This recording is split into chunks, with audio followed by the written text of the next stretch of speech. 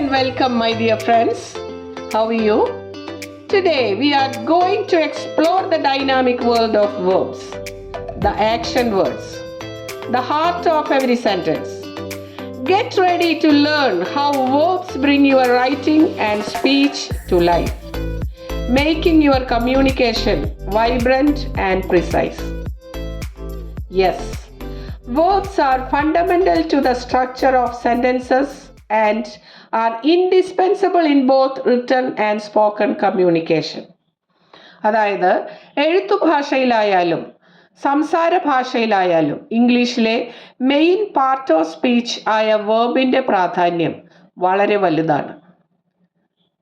They are the essential part of speech in the English language, serving as the backbone of sentences by expressing actions, state of being, or events. They are the driving force of sentences. ഒരു സെന്റൻസിലെ വളരെ വലിയ പ്രാധാന്യം അർഹിക്കുന്ന part of speech ആണ് verbs. They are indeed one of the more complex parts of English grammar due to their various forms, functions, and nuances. Here is a structured overview of verbs, breaking them down into manageable categories. Let us see different types of verbs. Action verbs. Action verbs describe physical or mental actions. Example, run, jump, think, etc. Action verbs are split into two categories: transitive and intransitive verbs. What are transitive verbs? These verbs require a direct object to complete their meaning. Look at this sentence, she kicks the ball. Which is the object in this sentence? The ball. And which is the verb kicks? And subject, she. ഈ സെൻറ്റൻസിൽ she എന്നുള്ള subject ചെയ്യുന്ന പ്രവൃത്തിയായിട്ടുള്ള kick എന്നുള്ളത് ചെന്ന് പതിക്കുന്നത് അല്ലെങ്കിൽ receive ചെയ്യപ്പെടുന്നത് ബോളിലാണ്. അപ്പോൾ അതാണ് അതിലെ ഓബ്ജക്റ്റ്. അപ്പോൾ ഈ സെൻറ്റൻസിലെ വേർബിനെ നമുക്ക് എന്ത് പറയാം? ഓബ്ജക്റ്റ് ഉള്ള ഈ സെൻറ്റൻസിലെ വേർബിനെ നമുക്ക് ട്രാൻസിറ്റീവ് വേർബ് എന്ന് പറയാവുന്നതാണ്. Let us see another sentence. They built a house. Which is the object in this sentence? A house. Verb built. Subject they. അപ്പോൾ ബിൽറ്റ് എന്നുള്ള പ്രവൃത്തി ചെന്ന് റിസീവ് ചെയ്യപ്പെട്ടത് ഹൗസിലാണ്. അപ്പോൾ അതൊരു ഓബ്ജക്റ്റാണ്. അത്തരം സെൻറ്റൻസിലെ വേർബിന് നമുക്ക് എന്ത് പറയാം? ട്രാൻസിറ്റീവ് വേർബ് എന്ന് പറയാം. another sentence, I saw a movie. A movie is the object. Verb saw. So the verb saw in this sentence is a transitive verb. Next, intransitive verb. What are intransitive verbs? These verbs do not require a direct object. Example, she runs quickly. Look at this sentence, she runs quickly. Which is the verb runs? ഇവിടെ runs എന്ന് പറയുന്ന ആ action receive ചെയ്യപ്പെടുന്നതായി ഒന്നും ഈ സെൻറ്റൻസിലില്ല. Okay, അപ്പോൾ അതുകൊണ്ട് തന്നെ ഇതിൽ ഓബ്ജക്റ്റ് ഇല്ല എന്നും നമുക്ക് പറയാൻ സാധിക്കും. അത്തരം വെർബുകളെ നമുക്ക് ഇൻട്രാൻസിറ്റീവ് വേർബ്സ് എന്ന് പറയാവുന്നതാണ്. another sentence, he runs swiftly. In this sentence also there is no object. So we can call the verb runs an intransitive verb. I hope it is clear to you. Now let's move on to linking verbs. These verbs connect the subject to a subject complement, which can be a noun, pronoun, or adjective that describes or renames the subject. That is, the subject complement provides additional information about the subject and the linking verb connects the subject to that information. അതായത് ഒരു സെൻറ്റൻസിലെ സബ്ജക്റ്റിനെ അതിൻ്റെ കോംപ്ലിമെൻറ്റുമായിട്ട് connect ചെയ്യുന്ന ഡ്യൂട്ടിയാണ് linking verbs ചെയ്യുന്നത്. അതായത് ഈ compliment noun ആവാം, pronoun ആവാം, അല്ലെങ്കിൽ അഡ്ജക്റ്റീവ് ആവാം. ആ വേർഡുകൾ സബ്ജക്റ്റിന് അഡീഷണൽ ഇൻഫർമേഷനാണ് സബ്ജക്റ്റിനെ കുറിച്ച് കൊടുക്കുന്നത്. സബ്ജക്റ്റ് കോംപ്ലിമെൻറ്റ് എന്താണ് ചെയ്യുന്നത്? സബ്ജക്റ്റ് കോംപ്ലിമെൻറ്റ് സബ്ജക്റ്റിനെ കുറിച്ചുള്ള അഡീഷണൽ ഇൻഫർമേഷനാണ് കൊടുക്കുന്നത്. ആ അഡീഷണൽ ഇൻഫർമേഷൻ സബ്ജക്റ്റുമായിട്ട് കണക്റ്റ് ചെയ്യുന്നത് ഏത് വേർബാണ്? ലിങ്കിങ് വേർബ്സ് ആണ്. Let us see the examples of linking verbs. Linking verbs include forms of the verb be. Example: am, is, are, was, were, being, been. Look at this sentence. She is happy. Which is the subject? She. Complement happy. Here is. The verb is links the subject she with the complement happy. Got it? ഇവിടെ is എന്ന് പറയുന്ന linking verb subject ആയിട്ടുള്ള she എന്നതിനെയും compliment ആയിട്ടുള്ള happy എന്നുള്ള വേർഡിനെയും connect ചെയ്യുന്നു. Look at this sentence. She is a doctor. In this sentence, she is the subject. A doctor is the complement in this sentence. ഇവിടെ സബ്ജക്റ്റിനെയും കോംപ്ലിമെൻറ്റിനെയും connect ചെയ്യുന്ന verb ഏതാണ്? Is. അതാണ് അതിലെ linking verb. Next sentence, the cake was delicious. The cake is the subject, delicious adjective ആണ്, അതോടൊപ്പം കോംപ്ലിമെൻറ്റുമാണ്. അപ്പോൾ കേക്കിനെയും ഡെലീഷ്യസിനെയും connect ചെയ്യുന്നത് അഥവാ അല്ലെങ്കിൽ ലിങ്ക് ചെയ്യുന്നത് വാസ് ആണ്. അതാണ് അതിലെ ലിങ്കിങ് വേർബ് എന്ന് പറയുന്നത്. Okay, now sensory verbs that act as linking verbs. Example: appear, feel, smell, look, taste, sound. Look at this sentence. The soup tastes good. Which is the subject? The soup. Complement in this sentence? Good. The verb taste acts as linking verb. Here taste links the subject soup with the complement good. Auxiliary verbs. Auxiliary verbs are used together with a main verb to form different tenses, voices or moods. അതായത് ഒരു സെൻറ്റൻസിലെ primary action കാണിക്കുന്ന വേർബിൻ്റെ കൂടെ tense കാണിക്കാനോ അല്ലെങ്കിൽ voices ഉദ്ദേശിക്കുന്നത് active voice, passive voice, okay, അതുപോലെ moods, conditions, attitude എന്നിവയൊക്കെ കാണിക്കാനായിട്ട് main വെർബിൻ്റെ കൂടെ യൂസ് ചെയ്യുന്ന വെർബ്സ്, അതാണ് ഓക്സിലറി വെർബ്സ് എന്നതുകൊണ്ട് ഉദ്ദേശിക്കുന്നത്. Example: am, is, are, was, were, being, been. ഈ വെർബുകൾ മെയിൻ വെർബിൻ്റെ കൂടെ യൂസ് ചെയ്യുമ്പോഴാണ് ഇവ ഓക്സിലറി വെർബ്സായി മാറുന്നത്. അതുപോലെ has, have, had, do, does, did ഇവയൊക്കെ auxiliary വെർബിൻ്റെ ഗണത്തിൽപ്പെടുന്നു. Look at this sentence. She is swimming. In this sentence, swimming is the main verb. Here, the verb is functions as auxiliary verb in this sentence. Example: they have finished their work. ഇവിടെ finished എന്നുള്ളതാണ് ഇവിടുത്തെ primary action അല്ലെങ്കിൽ main verb എന്ന് പറയാം. അതിൻ്റെ കൂടെ have ചേർത്തിരിക്കുന്നു. അത് ഒരു ടെൻസ് കാണിക്കാനായിട്ടാണ് നമ്മളിവിടെ ഹാവ് ചേർത്തിരിക്കുന്നത്.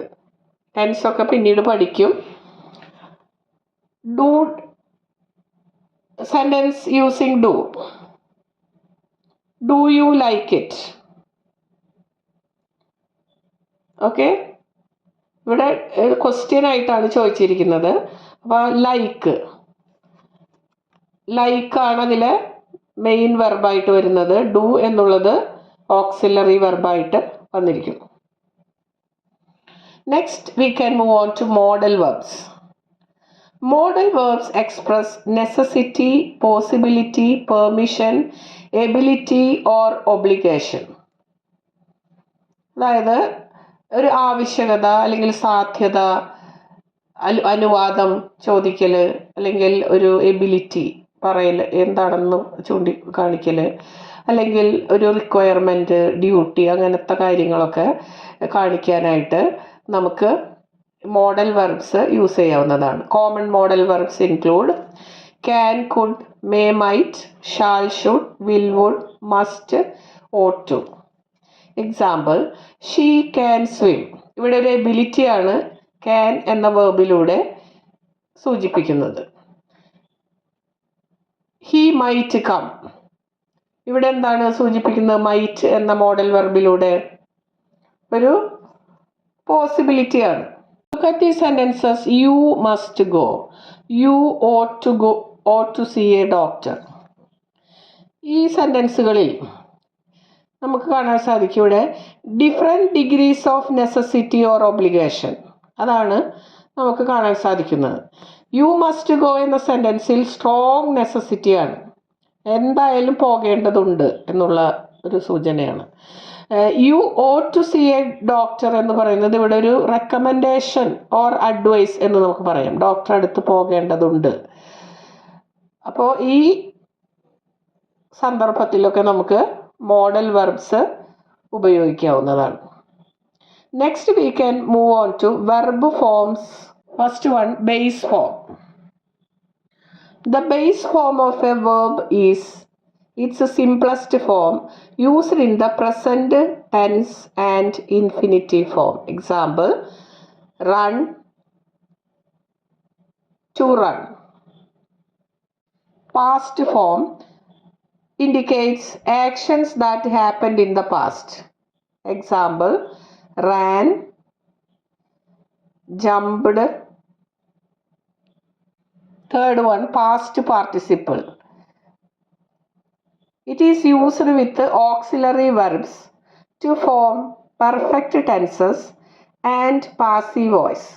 Example, she has gone to Mumbai. ഇവിടെ ഗോൺ എന്ന വെർബാണ് പാസ്റ്റ് പാർട്ടിസിപ്പിളായി യൂസ് ചെയ്തിരിക്കുന്നത്. ഈ വെർബിൻ്റെ base form go, past form went, past participle ഫോമാണ് ഗോൺ എന്നത്. Okay, fourth one, present participle. Present participle ends in ing and is used in continuous sentences. That is present continuous, past continuous, like that. Example, she is running. Here running is present participle form of the verb. The sentence is present continuous tense. We can learn tenses in the upcoming classes. Let's move on to verb moods. What are verb moods? Verb moods are the way to express the attitude or perspective of the speaker towards the action or state described by the verb. That is, verb moods are different ways of using verbs to show how the speaker feels about what they are saying. അതായത് ഒരു സെൻറ്റൻസിൽ describe ചെയ്തിരിക്കുന്ന verb വഴി അതിലെ സ്പീക്കറുടെ attitude perspective, feeling ഒക്കെ അറിയുവാനായിട്ട് സാധിക്കുന്നു. First one, indicative mood. Indicative mood States facts or asks questions. Example, she goes to school every day. This is a factual statement about someone's daily routine. അതായത് ഒരാളുടെ daily റൂട്ടീനെ കുറിച്ചാണ് പറയുന്നത്, ഒരു fact ആണത്. അതുപോലെ the sun rises in the east. This is a statement explaining a fact. Let us see one question. Does he go to school every day? So this sentence expresses a question. Next one is imperative mood. Imperative mood gives commands, requests, instructions, etc. Let us see one sentence. Please help me. This is a request. Let us see one sentence expressing command. Shut the window. Okay, I hope it is clear to you. Next one, subjunctive mood. That is imaginary or situation contrary to fact. That is called subjunctive mood.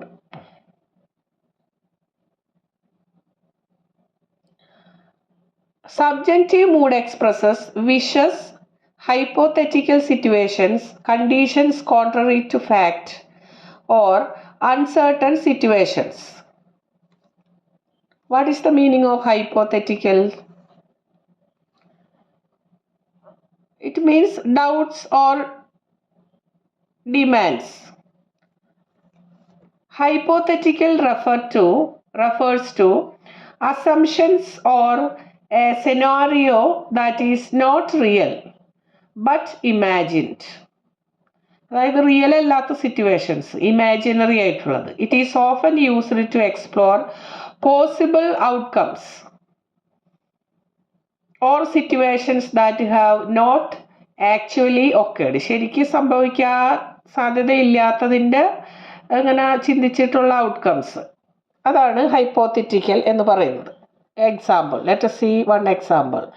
If I were you, I would apologize. അതായത് നിന്റെ സ്ഥാനത്ത് ഞാനായിരുന്നെങ്കിൽ ഞാൻ ക്ഷമ ചോദിക്കുമായിരുന്നു. അതായത് നടക്കാത്ത കാര്യങ്ങളാണ്, imaginary ആയിട്ട് പറയുന്നതാണ്. If I were a bird I would fly. ഞാനൊരു പക്ഷിയായിരുന്നെങ്കിൽ പറന്നേനെ. ഇതൊക്കെ നടക്കാത്ത അല്ലെങ്കിൽ ഇമാജിനറി ആയിട്ടുള്ള കാര്യങ്ങളാണ്. I wish I were a millionaire. Okay, next one, conditional mood.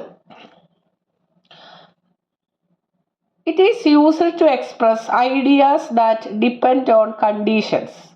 അതായത് ഒരു കണ്ടീഷനെ വെച്ചിട്ട് പറയുന്നത്, ഒരു സാധ്യത. Let us see sentences.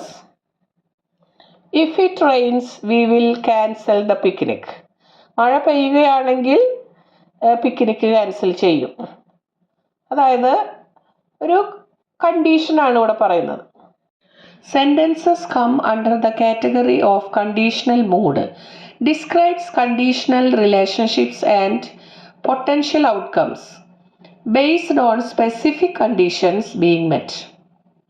അതായത് ഒരു കണ്ടീഷനും അതിൻ്റെ റിസൾട്ടും. Let us see the sentence, if you invited him, he would come.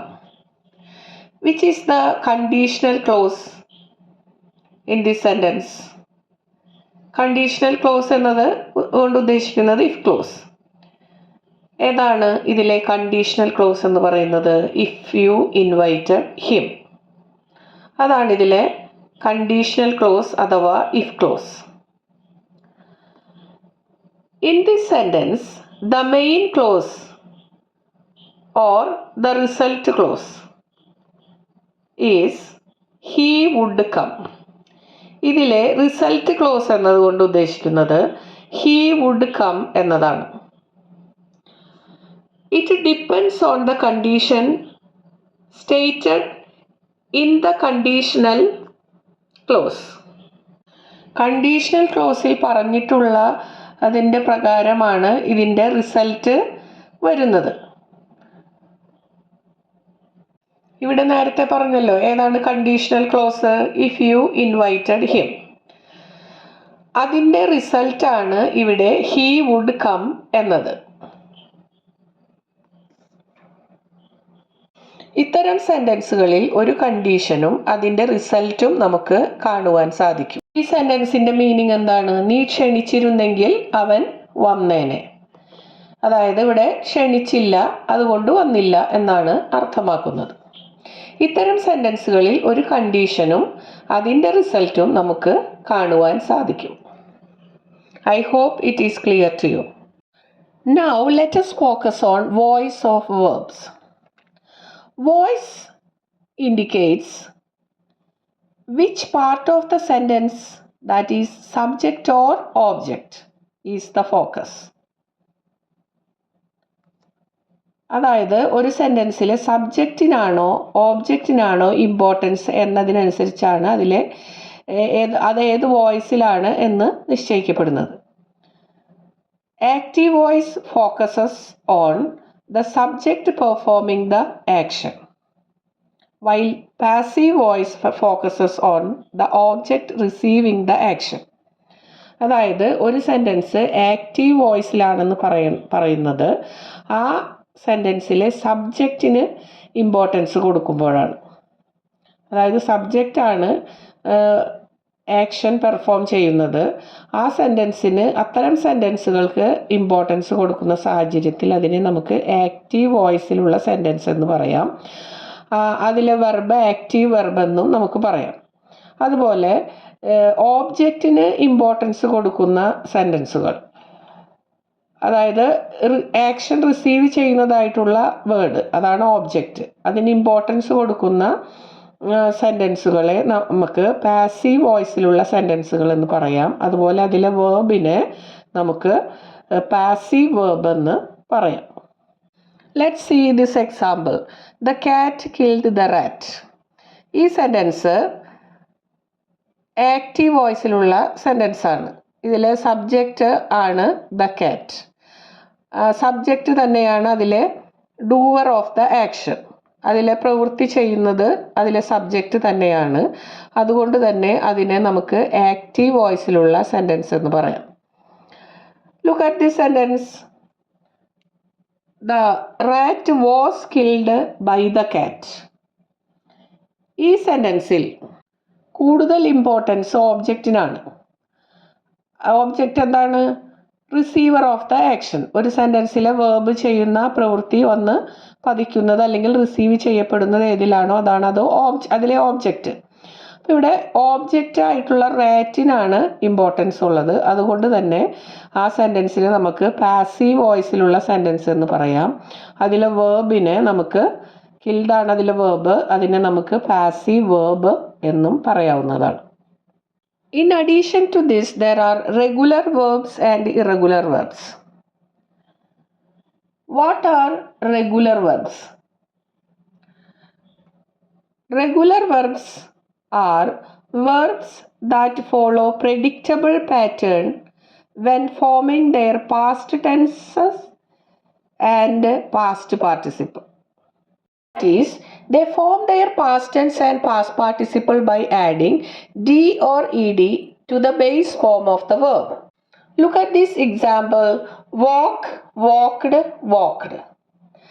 This means the past tense and past participle forms are created by adding ed with the base form of the verb walk. Look at this example: dance, danced, danced. This means the past tense and past participle forms are created by adding d with the base form of the verb dance. If the verb ends in y, change the y to I and add ed. Example: carry, carried, carried. The word ends in a single vowel plus single consonant. Double the consonant and add ed. Example: stop, stopped, stopped. Let us see irregular verbs. They form their past tense and past participle in unpredictable ways. Irregular വെർബ്സിൻ്റെ past ടെൻസും past പാർട്ടിസിപ്പിളും ഒന്നും ഒരേ രൂപത്തിലല്ല വരുന്നത്. പല തരത്തിലാണ് പല വെർബുകൾക്കും past ടെൻസും പാസ്റ്റ് പാർട്ടിസിപ്പിളും വരുന്നത്. Let us see examples. Go, went, gone. See, saw, seen. Take, took, taken. ചില വേർഡുകൾക്ക് എൻറ്റയർലി ഡിഫറെൻറ്റ് വേർഡ്സ് ആണ് പാസ്റ്റ് ടെൻസ് പാസ്റ്റ് പാർട്ടിസിപ്പിൾ ആയി മാറ്റുമ്പോൾ വരുന്നത്. ചില വേർബുകൾക്ക് ഇൻറ്റേർണൽ വവൽ ചേഞ്ച് സംഭവിക്കുന്നു, ചില വേർഡുകൾക്ക് മാറ്റം വരുന്നില്ല. അങ്ങനെ പല തരത്തിലാണ് ഇറഗുലർ വെർബ്സിൻ്റെ past tense and past participle form ചെയ്യുന്നത്. My dear friends, understanding the distinction between regular and irregular verbs is crucial for constructing grammatically correct sentences.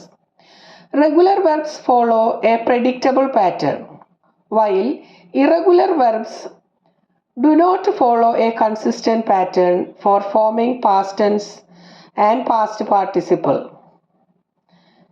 and must be memorized individually. Understanding verbs is crucial for mastering any language. They are not just words that denote action or state. They bring clarity, dynamism, and precision to communication. By grasping the various types, forms, moods, and voices of verbs, you can greatly enhance both your writing and speaking skills. And that is all for this class. Let's see in the next class, in which we will be discussing adjectives. Hope you like my classes. Okay, here I am signing off. Thank you very much for watching my video. Have a great day. Thank you.